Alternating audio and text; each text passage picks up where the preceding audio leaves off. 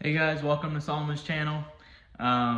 So I'm going to be replacing the spark plugs on my 2018 Hyundai Elantra, and I'm just gonna do quick little snippets because I don't have a lot of storage on my phone. Send it over to Solomon, we'll see if he posts it. Alrighty, so cleaned it up a tiny bit, but basically we're gonna unhook these power connectors from each cylinder. 1, 2, 3, and 4. And then we're gonna undo these bolts, take these guys out, and we'll go from there. Alrighty, got them out. Make sure you keep everything in order here. And now, next step is to grab those spark plugs. This one is gonna be 5/8, and I will show you with the attachment. Alrighty, so I got them all out of the packages and got them gapped correctly. So my car is 0.35, if you can see that, right there.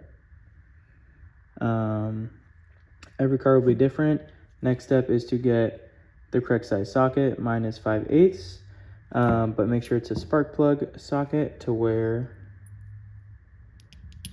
it can seat in there, and it has a little plastic kind of boot in there to shield it.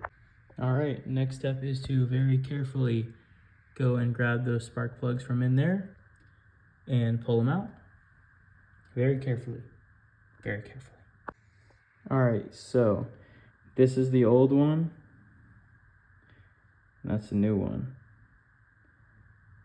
Pretty stark differences. 121,000 miles on this. Time to change them out. I mean, even here you can see like really the wear, the burn.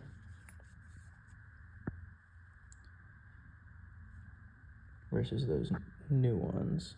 Now, I went with the absolute cheapest. It is 121,000 miles. I don't need to be putting OEM parts in this. So yeah. All right, got all of the spark plugs in there, the new ones.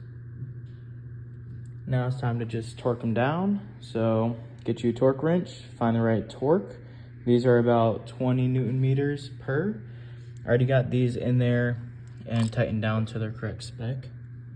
Just on the last one right now. So we'll do that, hook all the wiring back up and fire her up. Alrighty, got all the wires hooked back up. 2, 3, and 4. And started it up. Worked out well. All right, this is the last take I'm gonna do. I just wanted to create a closeout for the video that Nathan gave me.